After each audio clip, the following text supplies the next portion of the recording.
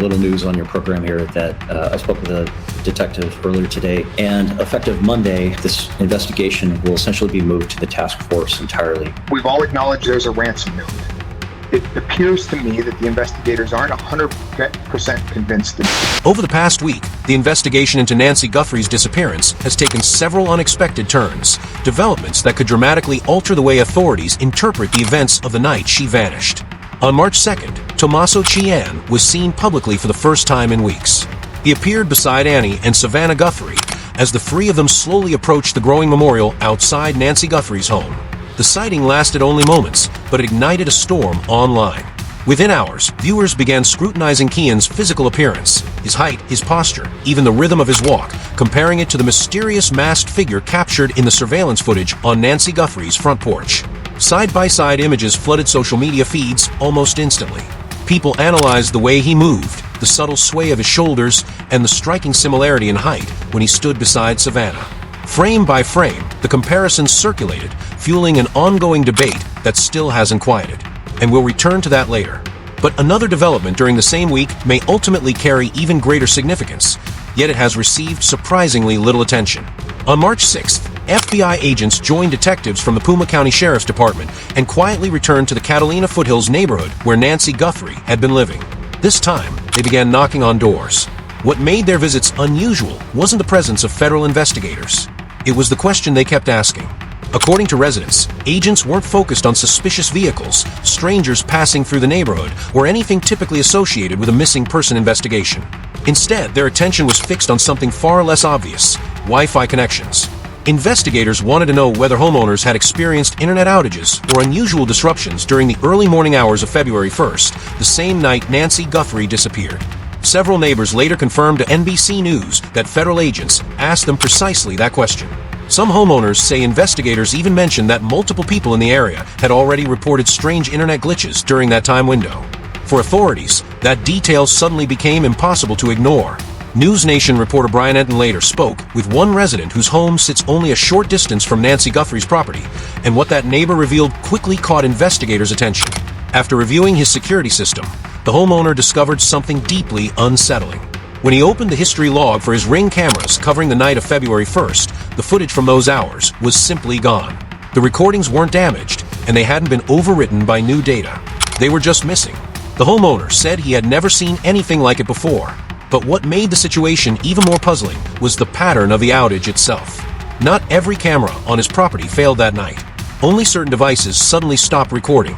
Only the cameras mounted along the side of the house facing Nancy Guthrie's property suddenly lost their signal. Meanwhile, cameras installed on the opposite side of that same house kept recording as if nothing had happened. Every device was tied to the exact same router, the same internet provider, and the same electrical system. Yet somehow, only the cameras aimed toward Nancy Guthrie's home went dark. Investigators say that pattern doesn't resemble a typical internet outage at all. If the home had lost its connection completely, every device on the network would have dropped offline simultaneously. Instead, the disruption appears oddly directional. Cameras with a clear line of sight toward Nancy Guthrie's property stopped recording entirely, while the ones pointing in the opposite direction continued working without interruption. That distinction is critical because it raises the possibility that what happened that night may not have been accidental. To understand why this detail is so significant, investigators have begun examining how wireless interference actually functions. When most people hear the term Wi-Fi jammer, they picture a device that simply shuts down every wireless signal nearby. Traditional jammers work by blasting the radio spectrum with overwhelming noise. Most household Wi-Fi networks operate within the 2.4 GHz and 5 GHz frequency ranges. A brute force jammer floods those bands with interference, preventing devices from communicating. The effect is similar to someone screaming non-stop in a quiet room. Phones, security systems, smart appliances, and wireless cameras all lose their ability to connect because the signal becomes impossible to hear through the noise. Even relatively cheap jamming devices can cause this kind of disruption within a limited radius. But investigators now believe the technical evidence in this case doesn't fully align with the behavior of a standard brute force jammer. Nancy Guthrie's Nest doorbell camera still managed to capture footage that night, footage showing a masked individual standing on her porch. Investigators were eventually able to recover that recording. If a powerful jammer had been operating near the house, that camera likely would have lost connectivity before capturing anything at all. There's another detail investigators find even more puzzling. Nancy Guthrie's pacemaker continued communicating with her Apple device through a Bluetooth connection until roughly 2:28 a.m., about 41 minutes after the doorbell camera lost its signal. Bluetooth operates within the same general wireless spectrum. A strong jammer flooding the airwaves would most likely have knocked out both signals at the same time. Retired FBI agent Jennifer Coffindaffer highlighted this contradiction while discussing the case publicly. In her analysis, whatever interfered with the cameras that night doesn't appear to match the signature of a full-spectrum Wi-Fi jammer. Instead, the disruption may have been far more precise, almost surgical in the way it targeted specific devices. Technology experts say there is another method capable of creating exactly that type of selective blackout. It's known as a deauthentication attack.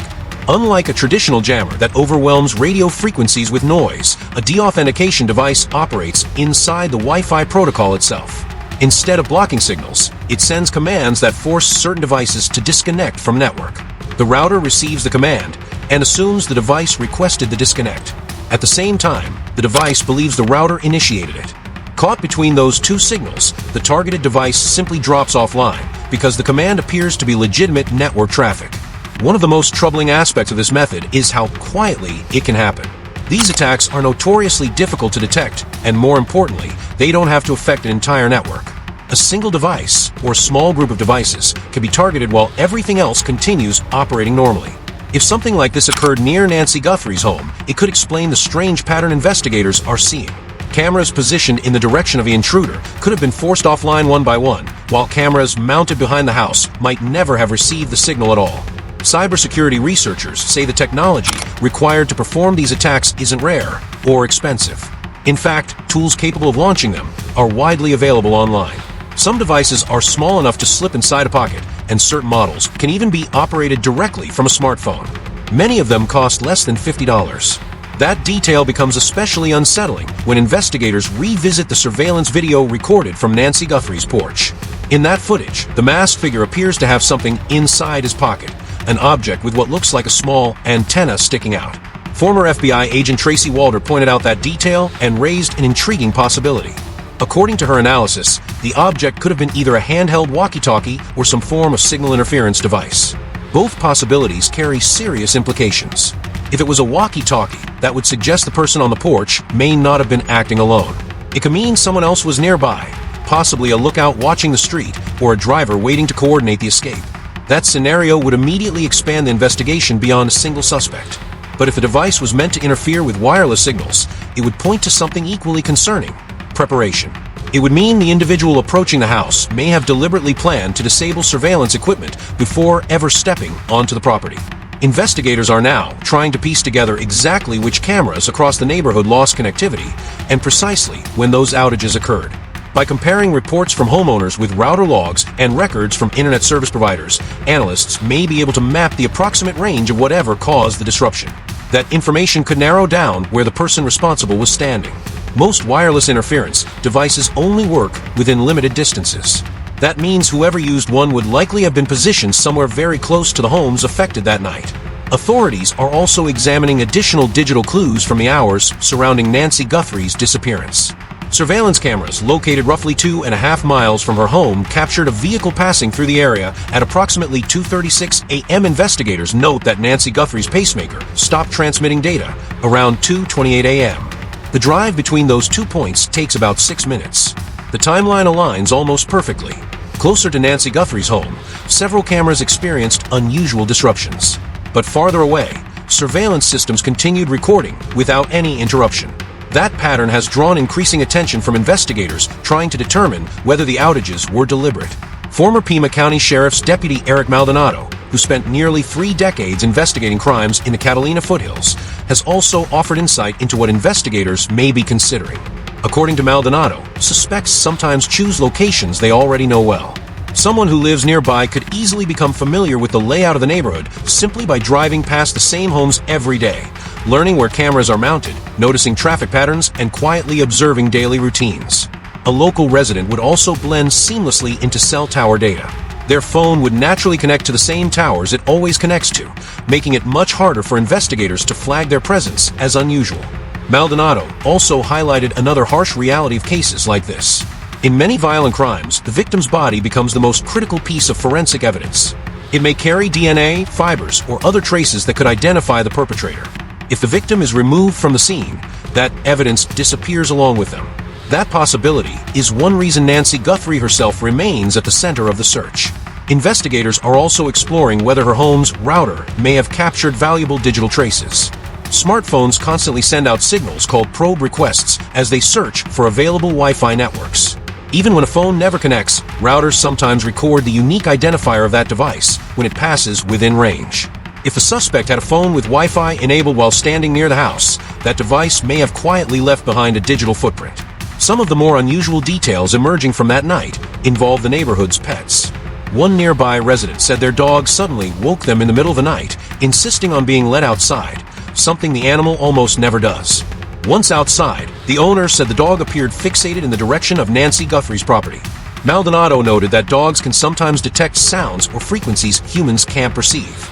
Investigators haven't confirmed what the animal might have sensed, but the timing has caught their attention. Taken together, these fragments of information paint a troubling picture. Investigators believe the person responsible for Nancy Guthrie's disappearance may have known the neighborhood well.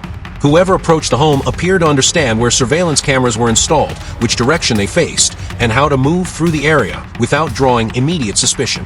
At the same time, the investigation itself is becoming more concentrated.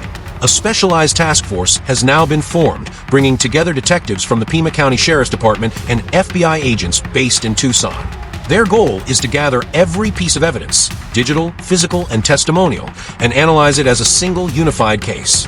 Savannah Guthrie has said she intends to return to work in the coming days, though she admitted the family is beginning to face a painful possibility that Nancy Guthrie may no longer be alive.